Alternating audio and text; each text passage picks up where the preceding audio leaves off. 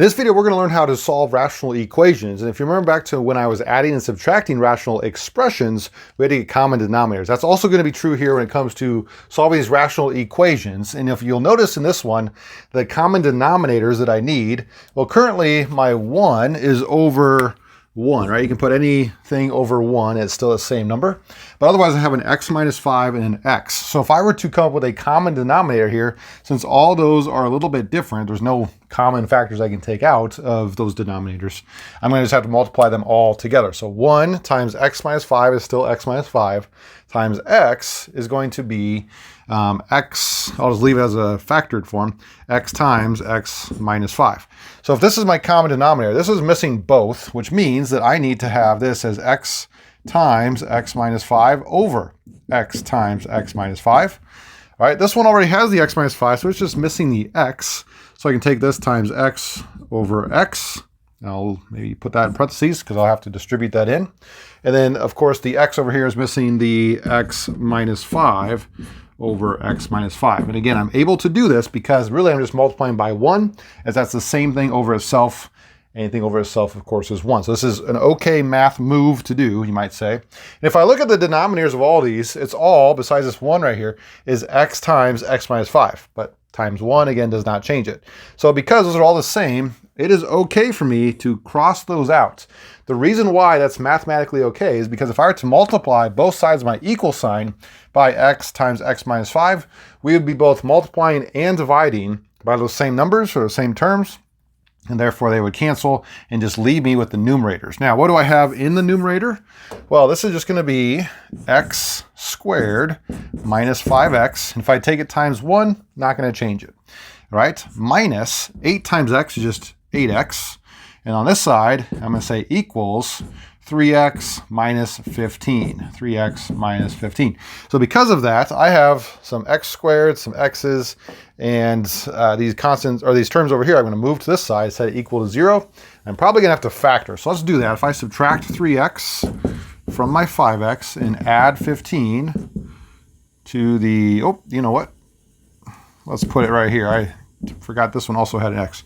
So this is going to be, I'm sorry, I didn't put all these together here.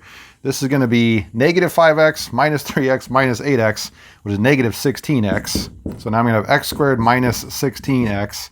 And then we're going to have the plus 15 on this side. I should have put those together first, probably. The other side, though, equals 0. And this does factor. Two numbers that multiply to be 15 and add to be negative 16, I think, are going to be negative 15 times negative 1 is negative 15, and negative 15 plus negative 1 is negative 16.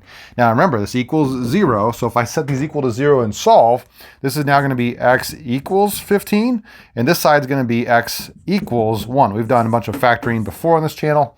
If you're unfamiliar with how I got those, I do have some factoring videos. But there's one last step. If I go back to my original part in red, I need to double check that I'm not going to divide by 0. That is when I would have an answer that does not work. And if I plug in 15, it's the bottom here. 15 minus 5 is 10. That's not 0, so that's good.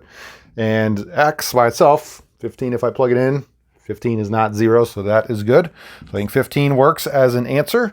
And same thing for the 1. 1 is not 0, so that's okay. 1 minus 5 is not 0, so that is also okay. So both of those answers check out.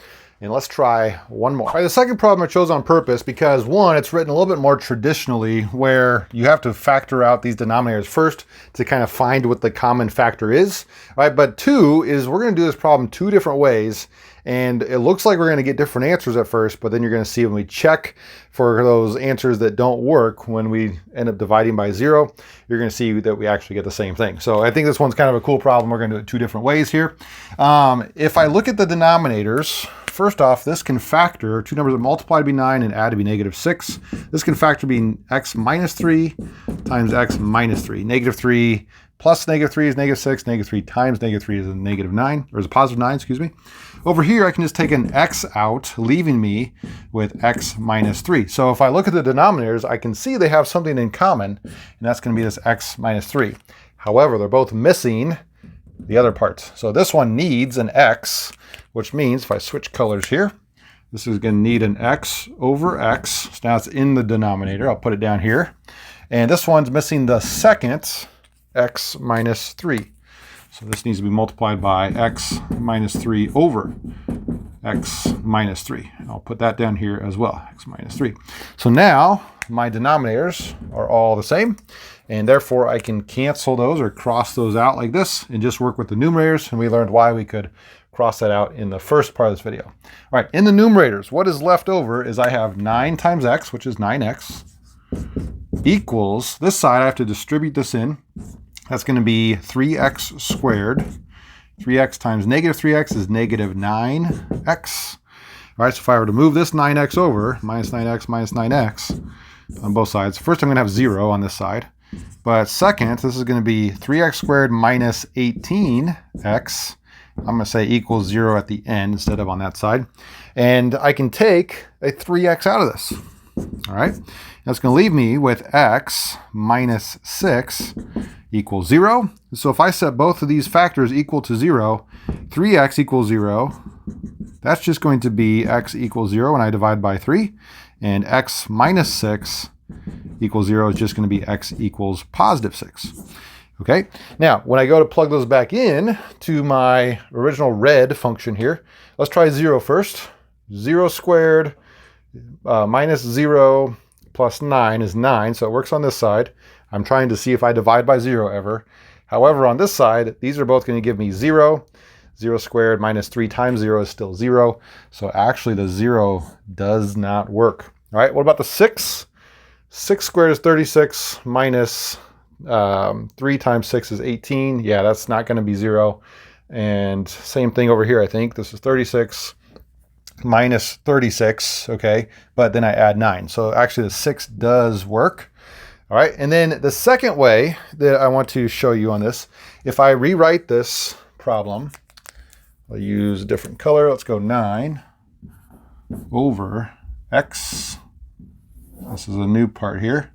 X squared minus 6x plus 9 equals 3x over x squared minus 3x.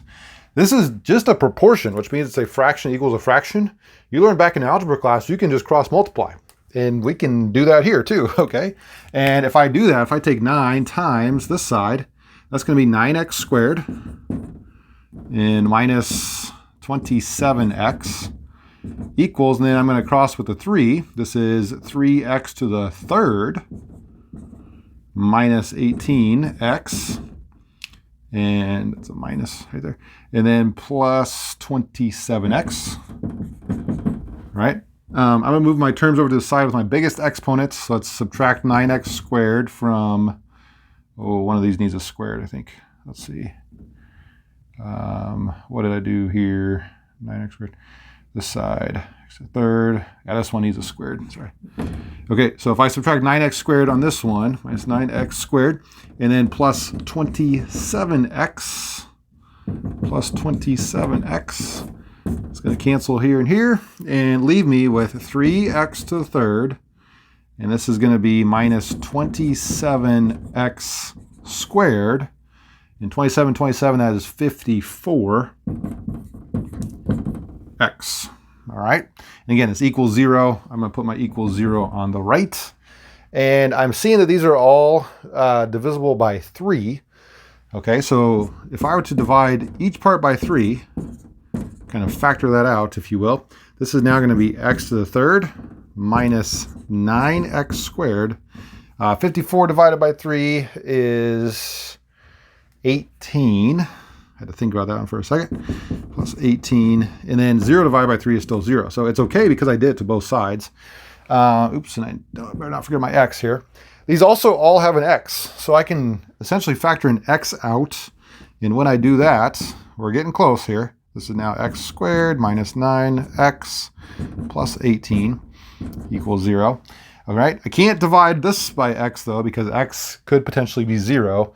So you have to be a little careful. And then with this, if I were to factor two numbers that multiply to be 18 and add to be negative 9, I think that is, what is that? Negative, what is it? 6 and negative 3. Yeah. X minus 6 and X minus 3, and then my X out front. So potentially I would have X equals 0, X equals 6, and X equals 3. We know the 0 doesn't work because I would still have to check it the same way as I did earlier. The 6 we know works, so this one doesn't work, this one does. And then the other one is 3. That wasn't even a choice over here. So how is it on this side? Well, when I plug it back in, I bet it doesn't work. All right, let's try it. If I plug in 3 into my red denominators, 3 squared is 9, minus 6 times 3, that's going to be minus 18. So doing a little side work here, this is 9 minus 18. Terrible 18. 18 plus 9, what does that equal? It equals 0. And on the other side, does it also give me 0? 3 squared is 9 minus 3 times 3 is 9.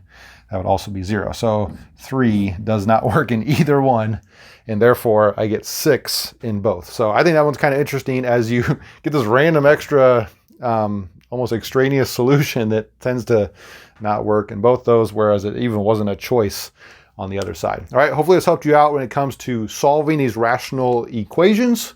And if it does, then maybe we'll see you down the road in the next video.